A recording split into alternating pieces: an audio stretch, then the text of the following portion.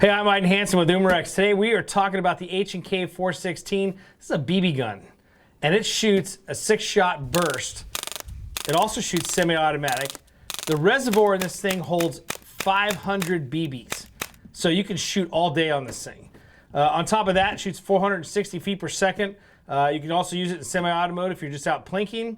And on top of that, it's not really a magazine, but the reservoir that holds in there is a 36-round reservoir. So you basically get 6 pulls of the trigger and it runs through it. It takes two 12-gram CO2 cylinders, and all you have to do is load those things up. Those actually go inside the magazine. What I'm going to do here is go ahead and open up the box just to kind of give you an idea, and I'll show you a couple features. So we'll start from the back end, work all the way to the front end. I'll show you guys quickly how to load it. And then we'll jump into the magazine section there where we can load through the magazine, kind of go through it. So, well, let's check it out. This is hot. Everybody's a kid. This is, I would have loved to have this as a kid. So we're opening it up here. The box is ready to go. Overall length, so I'm just going to pull it out of here. It comes with all your standard packaging. You've got your owner's manual here, maintenance and care, your safety warnings and stuff like that. I'm going to move this box out of the way real quick.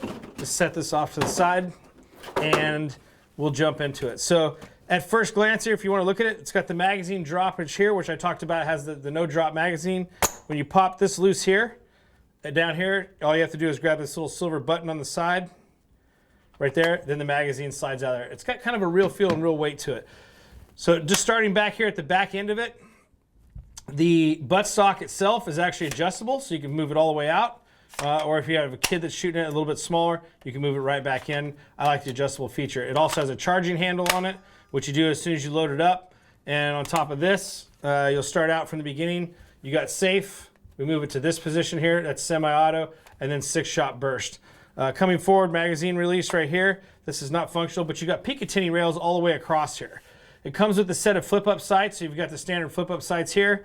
These are just your manuals. You also have the option too, if you want to, you can go ahead and put a red dot sight on this. That's what I would recommend. If you got a little red dot, you can throw it right on top and it works great from there. On the opposite side of the gun, so when we flip it over here, this is your shot reservoir. And your shot reservoir, for what you have here, if you pull it all the way up, there's a little section down here where if you push it down in here, it holds it open. And then when you fill up the BB section here for the reservoir, that's all you do is end up dumping the BBs here. And I'll show you how to load that up in a second, as well as how to put the 12-gram CO2 cylinders, the 2 of them, inside the magazine and get that ready to go. So on top up here, this is where you load it. And then down here, you'll be able to see inside the reservoir here, all 36 rounds as you're filling it up. And I'll show you a couple techniques on how to fill it up. But you'll be able to see the silver BBs in there as they start to stack up all the way to the end. You'll release it. It'll come back to about right about here. And then you'll know that's about when it's full. So other than that, you'll know when you're empty. Your indicator will be down on this side here. So that's it. And then here's your safety again, ambidextrous on both sides here, and then the trigger side of it. So with that, let's go ahead and what I want to do at this point here is show you guys how to refill this thing. So if you basically just take your BBs, we load it up on top. You can see the reservoir here. And all I have to do with this reservoir, and I just kind of put my thumb here to kind of block it, is you just start dumping them in there. Get this little thing out of the way. And all you do is start dumping them in here. We're talking 500 rounds. Okay? And as they stack up, you'll get to a point here where you see them stack up. Just give it a little bit of a shake. You can hear them kind of dump down into the gun here. That kind of empties it out, and we just keep filling. Filling.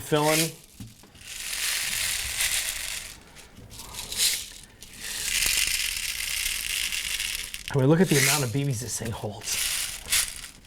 Okay, and I don't fill it all like totally full because I want a little bit of room in there, so I make sure that when the BBs and stuff, when I'm shaking them around here to get them to load into the chamber here, or to get them to load into this reservoir on the side, I want to have a little bit of room. I don't want them all packed in there tight. So I'll fill it up probably about like this. You'll see there's kind of a little bit of room in there, and then all you do is shut this on top and you're good to go. To fill it up, and if you watch down inside of here, so all I'm going to do is take this thing and rotate it kind of forward. And if you want to do it the other way, is you can just kind of shake it. And so for me, I kind of do a rocking motion. And as I do the rocking motion, I can see them start to fill up in the side of this reservoir right here until this thing is full. And once it's all the way full, it takes you probably, I don't know, maybe 5 or 10 seconds, and you'll be able to fill this thing up. So that's how you fill up the reservoir, and then lock it down into position. It's good to go. I set the buttstock up for whatever I need. It's all good, it's on safe. So BB-wise, it's easy to load, shoots really fast, and we'll show that to you. I'll take you out to the range. We'll actually go do some of that. So to actually charge the cylinders, all you do is grab the bottom down here, take this out, okay? And this one here I have, you know, just from some test practicing, shooting it at the range. These are actually empty. We shoot it down to the end. So when you shoot it, one of the things that you do when you shoot it is you'll know when you get done, when the CO2 cylinders run out, what happens is you'll start pulling the trigger and you'll hear it start to slow down a little bit. Then when you pull the trigger, there's nothing. So once we get to that point, inside of the magazine, it comes with 2 little keys. One to be able to open up, you know, they both fit exactly. Here's a spare. I would hide that somewhere just in case you lose this one, so you don't drop them both out of there. But it comes with a spare key that's inside there. So to release the pressure on the old magazine, all I'm going to do is open this up, bleed off a little bit of the air, twist this all the way open,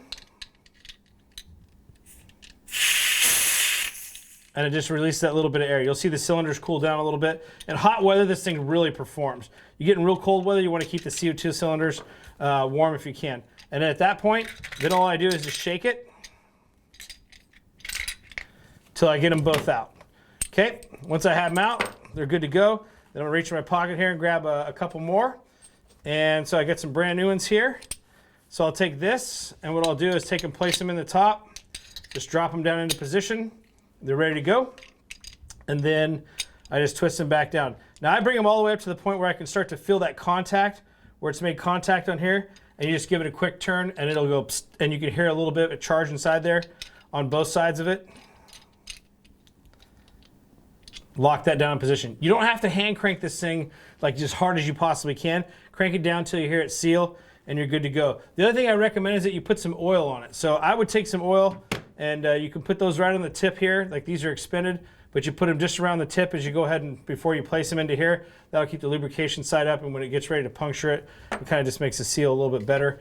And on some of these things, I wouldn't dump a whole bunch of oil down inside of this. I would not do that. So with this here, I'm going to place this back in here.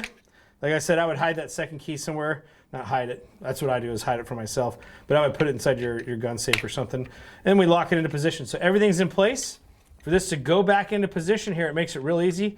Place the lid right back on top, snap it into place, and then all you have to do is place this back inside the gun, press it all the way in. Once it's in position and you got your BBs loaded up, you just charge the handle there, rotate it from there, and you're on the way to fire. That's the HK416. Probably one of the most fun guns you're gonna have.